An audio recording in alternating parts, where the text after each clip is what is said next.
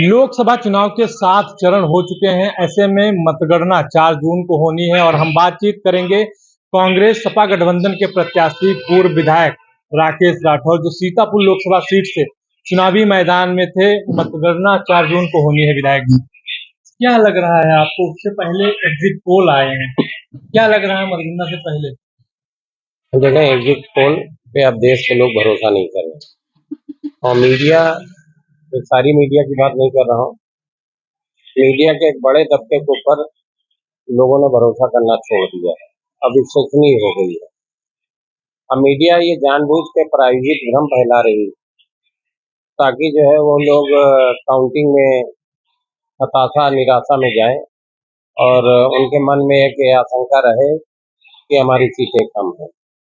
ये बिल्कुल निराधार है। एग्जिट पोल पूरी तरीके से बकवास है और नकारने लायक है। एग्जिट पोल वैसे है जैसे उनके नेता भारतीय जनता पार्टी का आजकल लंबी लंबी बातें कर रहे हैं जिनका कोई सुर ताल नहीं मिल रहा है, वैसे एग्जिट पोल है। तो एग्जिट पोल भरोसे लायक नहीं है। 4 तारीख को बहुत अच्छा परिणाम आएगा गठबंधन के पक्ष में। विधायक जी, चुनाव से पहले जो चर्चाएं थी कि भाजपा की हालत खराब है, सर्वे भी आ रहा था, लेकिन एग्जिट पोल में अचानक सीटों की बढ़ती दिखाई दे रही है। वो हालत आज भी खराब है। भारतीय जनता पार्टी के लोगों ने भारतीय जनता पार्टी के खिलाफ वोट किया है। कांग्रेस और समाजवादी पार्टी की नीतियों पे वोट किया है।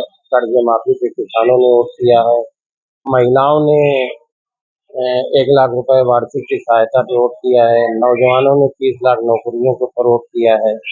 तो तमाम वर्गों ने, व्यापारियों ने भी वोट किया है। तमाम वर्गों ने गठबंधन के समर्थन में वोट किया है। कोई वर्ग, कोई जाति, कोई संप्रदाय, कोई धर्म के लोग नहीं बचे हैं जिन्होंने गठबंधन को बढ़ चढ़ के वोट ना किया।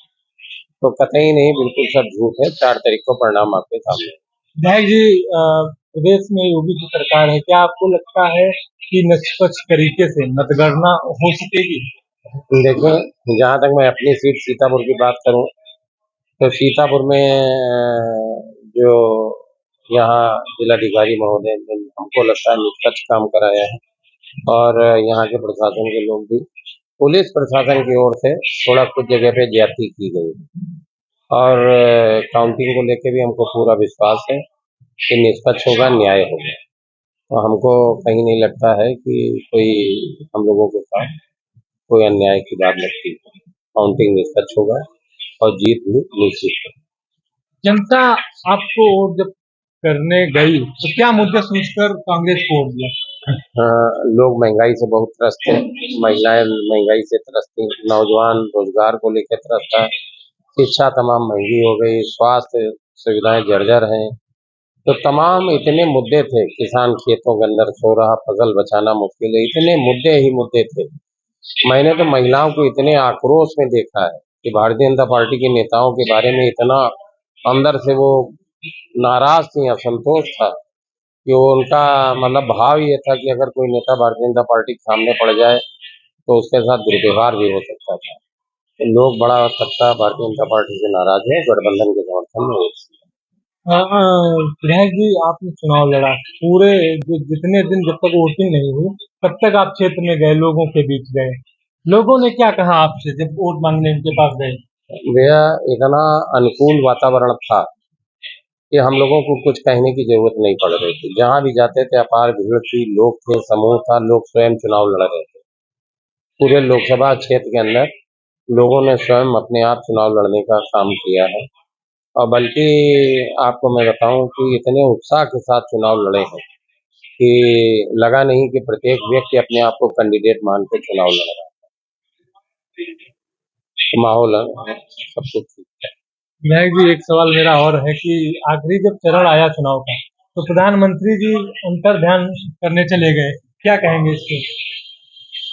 अब प्रधानमंत्री हैं तो क्या कहा जाए, लेकिन उनको, उनके नेताओं को अपने नेता की भाषा पे थोड़ा ध्यान करना चाहिए। अब वो अजीब तरीके की बातें करने लगे हैं। हमको तो क्या कहें इस बात के ऊपर, थोड़ा मौका आएगा कभी तो कहूँगा।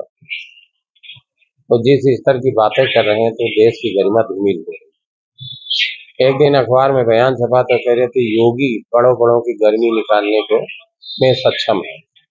अब अगर ये बयान उनका है तो बड़ा हास्यास्पद है कि देश का प्रधानमंत्री गर्मी निकालने और निकलवाने की बात कर रहा है। तो हम तो उनके ऊपर नहीं जाएंगे, वो अंतर ध्यान रहे और हो सकता है इस बार 2024 में लोग उनको अंतर ध्यान ही करें। तो यह थे पूर्व विधायक और कांग्रेस सपा के प्रत्याशी थे। सीतापुर लोकसभा से 4 जून को मतगणना होगी, तभी पता चल सकेगा कि सीतापुर से इस बार सांसद कौन बनेगा। लोकसभा चुनाव से जुड़ी हर खबर को देखने के लिए वीटीवी न्यूज को सब्सक्राइब करें और खबरों को लाइक, कमेंट एंड शेयर जरूर करें। धन्यवाद।